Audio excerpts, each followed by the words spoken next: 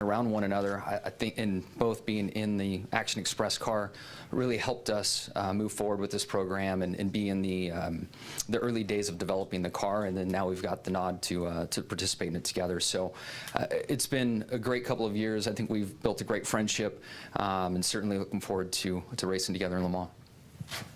Not much to add. I think he said it all. I mean, it's you know, like I said, to be with Hendrik for me, you know, it was the first time obviously to work with the team, and it's such a high level, and it's really impressive, and all the other partners involved, and then to be with Jimmy, I mean, I know him, and from the early days we talked about it, you know, when this thing started, and I knew there's a high chance he will be involved.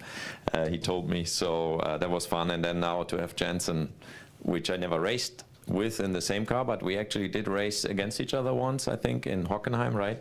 In a DTM race where he showed up. And I think we were in the press conference together. So yeah, let's hope that we have some fun, and definitely I think the fans will love this car in Le Mans, that's for sure. And then one for Jensen. Can you kind of give us maybe the backstory about how it came together? I know that you've worked with Jeff Gordon in the past, who obviously is a Hendrick executive. Did he kind of help make this happen, or? No, actually, it was initially through Jimmy. A long time ago. Long time ago. Yeah, I was just asking Jimmy what he's up to in 2023, and you know, because this guy can't sit still. So he was running through a few things he's hoping to do, and he said, I'm hoping to bring NASCAR to Le Mans. I was like, sorry, what? And it started there, and then I got in touch with Rocky, and he said, we're testing out in Sebring. He said, come along, come and check out what we're doing and see if it's something that would interest you. And then spoke to John, and it all started from there. But yeah, I haven't driven the car yet. But I was at the test in Sebring, watching and listening to all the information that the drivers were feeding back about the car, and the big steps forward that they were making with the car was very impressive. So yes, looking forward to driving the car on Tuesday. So Jimmy, you dumped Jeff. You picked Jensen and got Jeff out of there. Sure. And then I kicked him out of the GTP car this morning so I could drive it as well. But he's sick, right? Yeah. Okay. Yeah. You tested the next gen this week earlier, I did. and that was Yep. that was your first time, correct? First time. So what did you think? It's a much different vehicle than what I remember. You know, from the driveline perspective and shifting, the just the general feel, the attitude of the car. I'm not used to the cars running so nose up, but now with the underwing on the car and trying to charge the underwing itself for downforce, it's just a different animal. So I'm very thankful I got those laps. It did feel foreign, but it felt a hell of a lot closer to home than driving an Indy car. It was within 6 laps, I was, you know, right there on pace with the guys. So that was nice to be back at home. Thank you. Other questions? We'll come down here.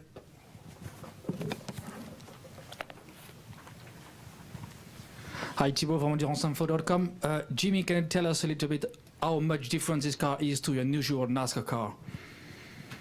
I think we're going to have some more details come out in another announcement more specific to the car itself, but I can say that we're taking every effort we can to really carry the NASCAR DNA over to Le Mans. That's really the design and the intent for this program.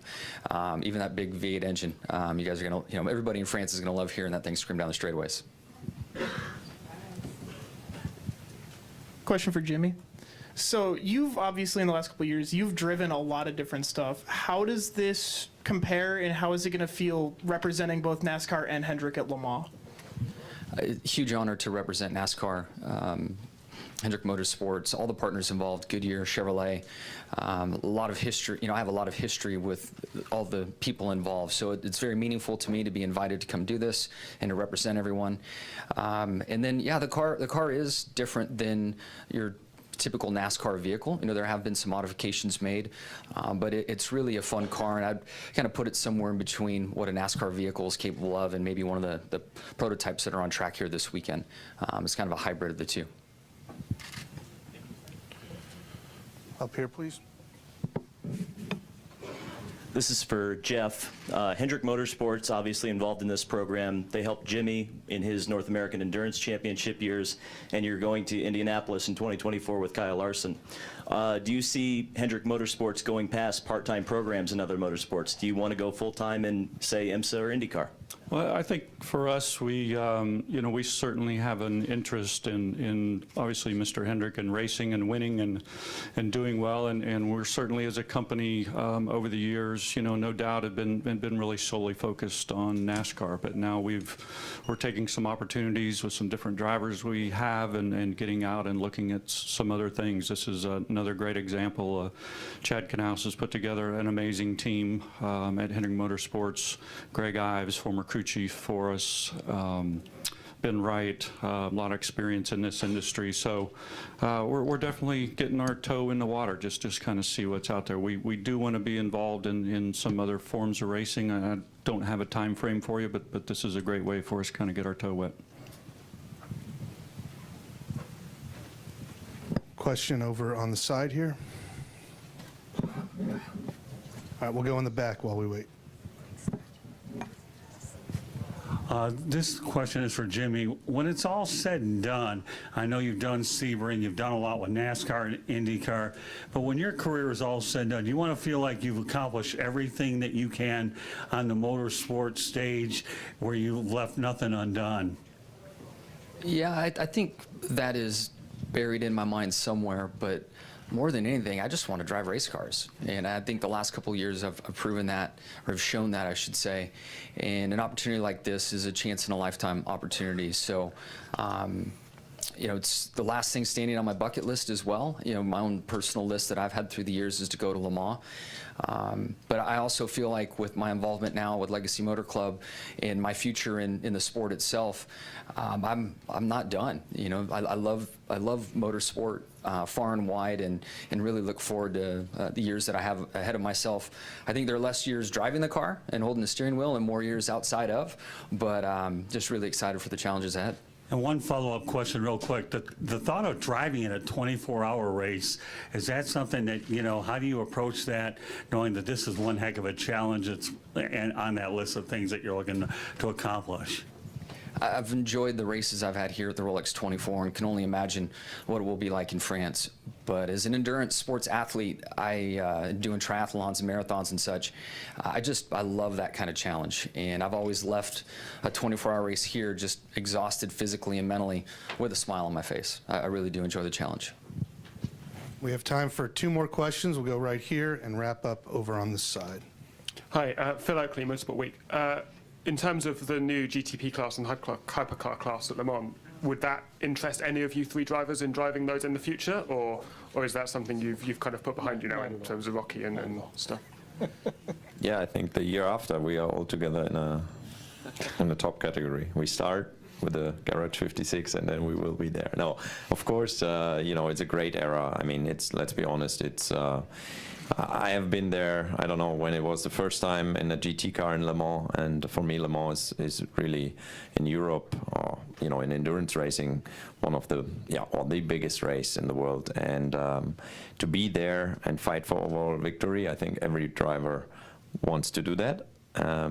But this year, for sure, for us, it's a little different. We won't be able to, but we will for sure see the cars and watch it closely. And I think for the sport, it's just amazing to see all these manufacturers coming to Le Mans.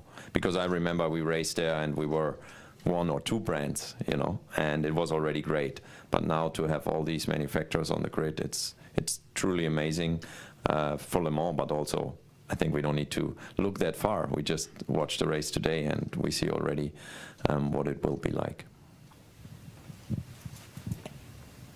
Hi, Richard James, racer. Jensen, these 2 guys next to you are no surprise in this project. You are a little bit. Were there any reservations when you were first offered the opportunity? Reservations, no. I wanted to understand the project a lot more, and I wanted to spend a bit of time with the team, speak to these 2 drivers, and I visited Hendrick Motorsports, and I have to say I was blown away. at the facility. You know, I've raced for some of the best Formula One teams in the world, and it still surprised me how good the facility was, the intrinsic detail that goes into everything they do within the team. So I knew that they would be developing and producing a fantastic car for us to race at Le Mans. There's still a lot of work to do, obviously, but there's a great base and something that us three, with our involvement, and Jordan, we should be able to make something that is nice to drive at Le Mans and also competitive to race at Le Mans. You know, getting back to the previous question, I raced at Le Mans in 2018, and before I went there, I was like, what's the big deal with Le Mans? I thought Formula One's the pinnacle, but Le Mans is such a special race. It's such a big team event. You know, we all have to work together to perform and to get a result out of it. And even though I didn't finish in 2018, it just got me excited to go back there for more. So this is my first time back since then, and really looking forward to it. And yeah, possibly in the future, if there's the right situation, I would jump at the chance to jump in a LMH, LMDH. Yes. And for John, quite the varied mix sitting next to you. Was that the intent of the project from the start, to have this kind of background, mix of backgrounds? I would suggest if there is ever such a thing as an all-star team in motorsports, this project is the absolute poster of that. First started with Jim France's vision, then it started almost a year ago with a conversation with Rick Hendrick, and the organization that Rick and his whole entire organization, it's unbelievable to have Chad Knaus and Greg Ives involved in this. You couple that with what Chad and Jimmy accomplished over 15 seasons, 7 championships, 83 wins, twice here on this stage in 06 and 2013. Unbelievable. Then you go on to Mike Rockenfeller and a Le Mans winner. Unbelievable endurance sports car experience.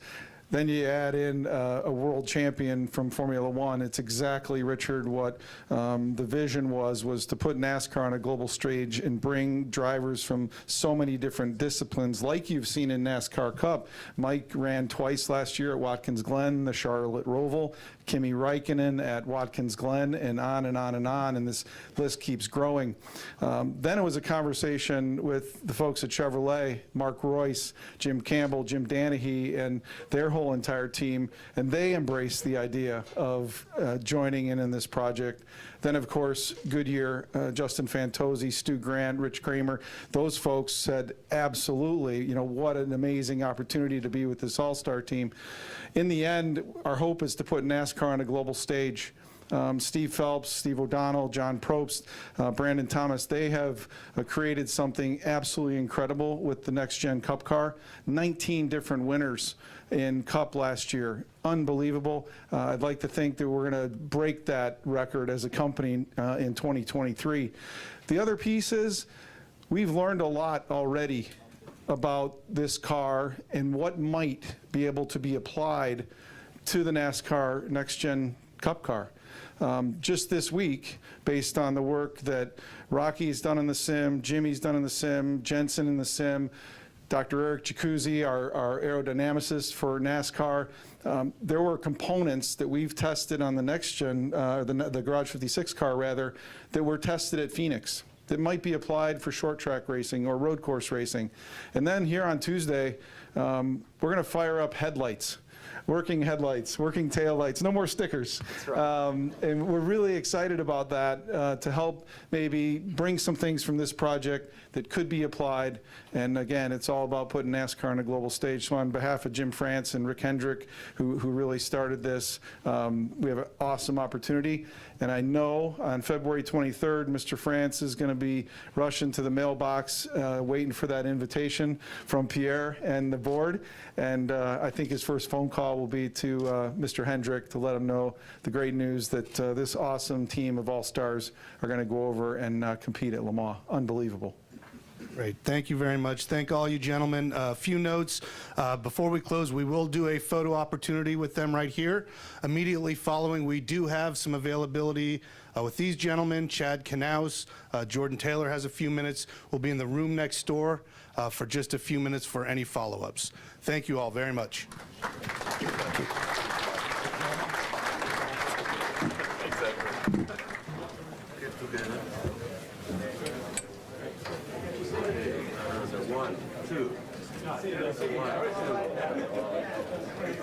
Ready? Number 1, 2. Thank you very much.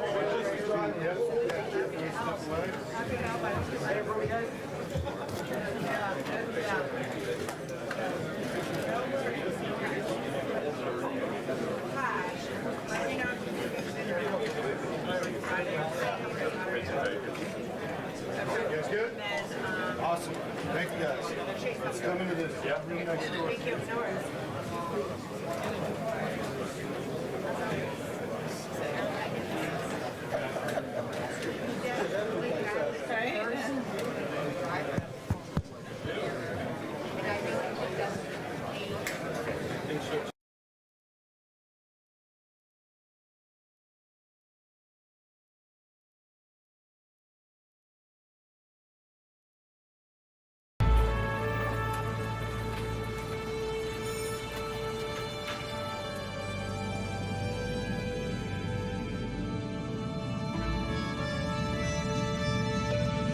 The Florida Lottery is proud to support education by contributing billions of dollars to Florida schools and awarding countless Bright Future scholarships so Florida students can do more than just dream of a brighter future. They can create one.